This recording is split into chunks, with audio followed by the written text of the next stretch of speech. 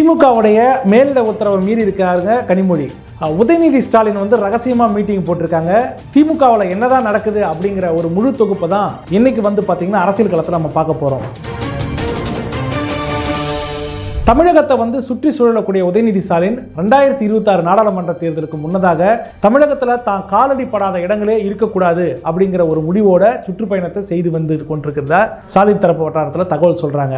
இப்போ ரீசெண்டாக கூட பார்த்தீங்கன்னா மதுரையில் வந்து மதுரை, இந்த சிவகங்கை, ராமநாதபுரம் மாவட்டங்களில் சுற்றுப்பயணம் செய்திருந்தார் உதயநிதி. சுற்றுப்பயணம் என்றால் நீங்கள் நினைக்கிற மாதிரி வந்து காரில் போய்கிட்டே வந்து தொண்டர்களை பார்த்து கையாட்டி விட்டு போகக்கூடிய ஒரு சுற்றுப்பயணமாக இது கிடையாது. என்ன பண்ணுறாருனாக்கா, மாவட்டத்தில் இருக்கக்கூடிய அந்த சுற்றுப்பயணம் அப்படின்னா அந்த மாவட்ட தலைநகரங்களில் ஒரு கூட்டத்தை போட்டு முடிச்சிடுவாங்க எப்பவுமே மாவட்ட தலைவர்கள். ஆனால் உதயநிதி ஸ்டாலின் மாவட்ட தலைநகரங்களை தாண்டி அங்கே இருக்கக்கூடிய கிராமம், அந்த கிராமத்தை தாண்டி குக்கிராமம், இப்படி எல்லா இடத்துலையும் போயிட்டு அங்கே சந்திப்புகளை ஏற்படுத்திட்டு இருக்காரு உதயநிதி ஸ்டாலின். விளையாட்டுத்துறை அமைச்சர் என்றாலும் சிறப்பு திட்டங்கள் செயலாக்கத்தையும் உதயநிதி ஸ்டாலின் தான் கவனிச்சு வர்றாரு.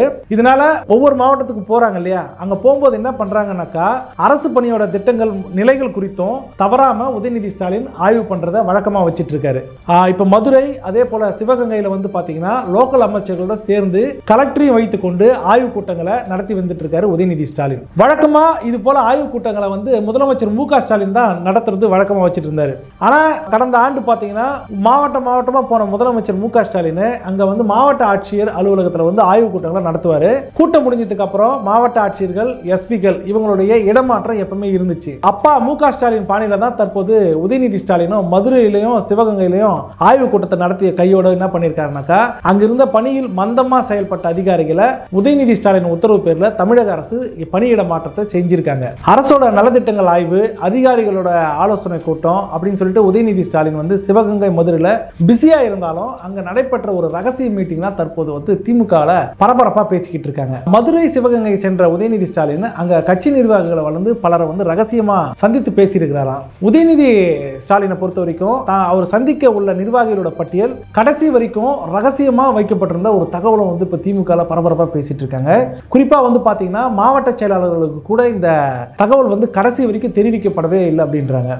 மாவட்ட செயலாளர்கள் தொடங்கி அங்க ஆரம்பிக்கிற அந்த லிஸ்ட்ல பாத்தீங்கன்னா ஒன்றிய செயலாளர்கள், கிளை செயலாளர்கள், அணி செயலாளர்கள் என எல்லாரையும் சந்திச்சு உதயநிதி ஸ்டாலின் பேசியிருக்கிறாரு. அந்த சந்திப்புல வந்து அந்த பட்டியல் இருந்த நிர்வாகிகள் கிட்ட என்ன கேட்டிருக்காருனாக்கா, அந்த மாவட்டத்துடைய அரசியல், நிர்வாகிகளுடைய செயல்பாடு, அமைச்சர்களுடைய செயல்பாடு, எம்எல்ஏக்கள் வந்து மக்களை போய் சந்திக்கிறாங்களா, கூட்டணி கட்சியோட செயல்பாடு, அதிமுகவிற்கு மக்கள் மத்தியில் எவ்வளவு ஆதரவு இருக்கு, பாஜகவிற்கு செல்வாக்கு இருக்கா என எல்லாத்தையும் கேட்டுட்டு வந்திருக்கிறார் உதயநிதி ஸ்டாலின். மதுரை, சிவகங்கையில வந்து பாத்தீங்கன்னா கட்சி நிர்வாகிகளை சந்திச்ச போது அவங்க கிட்ட இருந்து பல்வேறு கம்ப்ளைண்ட் வேற வாங்கி இருக்கிறாங்க. உதயநிதி வந்து அந்த புகார் என்ன பண்ணிருக்காருனாக்கா, அன்பகத்துல வந்து விசாரணை பண்றதுக்கு தற்போது கொடுத்திருக்கிறதா ஒரு தகவல் இருக்கு. கூடிய சீக்கிரத்துல அந்த புகார்ல யாரெல்லாம் வந்து கம்ப்ளைண்ட் பண்ணிருக்காங்களோ அந்த கம்ப்ளைண்ட்ல இருக்கக்கூடிய அந்த குற்றம் சுமத்தப்பட்டவர்கள் மீது தவறு இருந்துச்சுன்னா அவங்களை கண்டுபிடிச்சு அவங்க மேல நடவடிக்கை எடுக்கப்படும் அப்படின்னு சொல்லிட்டு திமுக வட்டாரத்தில் பேசுறாங்க. 2026 சட்டமன்ற தேர்தலில் வந்து பாத்தீங்கன்னா மு க ஸ்டாலின் தலைமையில திமுக தேர்தலை சந்திச்சாலும் இந்த தேர்தல் வியூகம் சொல்லுவாங்க இல்லையா, உள்ளிட்டவற்றை வந்து உதயநிதி ஸ்டாலின் தான் கவனிக்க இருக்கிறதா சொல்லிட்டு தகவல் இப்ப வெளியாயிருக்கு. அதற்கு வசதியா இருக்கிறதுக்காக தான் தற்போதிலிருந்தே வந்து திமுகவை தனது கட்டுப்பாட்டுக்குள்ள உதயநிதி வந்து கொண்டு வரதுக்கு உண்டான ஏற்பாடை வந்து செய்து வருவதா சொல்றாங்க.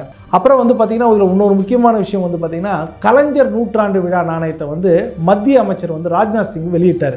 அதுக்கப்புறம் வந்து மத்திய அமைச்சர்கள் மீதான திமுகவுடைய நேரடி தாக்குதல். பொதுவாகவே மத்திய அமைச்சர்களை திட்டதான் வந்து திமுகவோட பழக்கம். ஆனா இந்த நாணய வெளியீட்டிற்கு பிறகு வந்து பாத்தீங்கன்னா அந்த நேரடியா அவங்க மேல மத்திய அரசு மேல குற்றச்சாட்டு வைக்கிறத நிறுத்தியிருக்காங்க.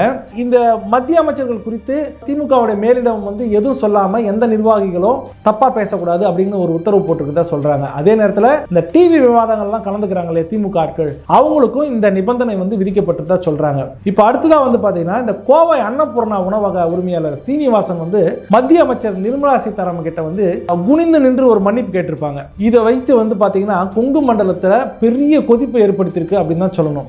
எதிர்க்கட்சி தலைவர் இருக்கார் இல்லையா ராகுல் காந்தி, இதற்கு வந்து கண்டனம் தெரிவித்து ஒரு அறிக்கை வெளியிட்டு இருக்கிறாரு. இந்த சம்பவம் நடைபெற்று தமிழகம், அதாவது தமிழ்நாட்டில் தான் இந்த விஷயமே நடந்திருக்கு. திமுக தரப்பிலிருந்து இது வெளிப்படையாக எந்த அறிக்கையும் வரவில்லை தான் சொல்லணும். ஆனா கனிமொழி மட்டும் சம்பவம் எதையும் குறிப்பிடாம மறைமுகமா நிர்மலா சீதாராமனை விமர்சித்து ஒரு ட்வீட் ஒன்று வெளியிட்டிருக்காங்க. அதுல திருக்குறள் ஒன்றை வெளியிட்டு மத்திய அரசும் மத்திய அமைச்சர்களும் தமிழர்களின் சுயமரியாதை சீண்டாமல் இருக்க வேண்டும் என எச்சரித்துள்ளார் நம்மளுடைய கனிமொழி. எப்போதும் பாஜகவிற்கு எதிராக நிர்மலாவிற்கு எதிராக சீரும் திமுகவினர் அமைதியா இருக்கும்போது அக்கா கனிமொழி மட்டும் தற்போது சீறி இருக்கிறாங்க. உதயநிதி கட்சியை கட்டுப்பாட்டில் எடுக்க சுற்றுப்பயணத்தை துவங்கியுள்ள இருக்கக்கூடிய நிலையில கட்சியோட மேலிட உத்தரவு எதுவுமே இல்லாம திமுகவில் தற்போது கனிமொழி நடந்துகிட்டு இருக்காங்க. இதெல்லாம் பார்க்கும்போது திமுகவில் என்ன நடந்து கொண்டிருக்கிறது அப்படிங்கிறது மக்களுக்கு தெரிவிக்கும் வகையில் வெளிப்படையா இருக்கிறது. மீண்டும் ஒரு அரசியல் தொகுப்பு நிகழ்ச்சியில் உங்களை சந்திக்கும் வரை உங்களிடமிருந்து விடைபெறுவது எப்போதும் நான் காண்டீபன்.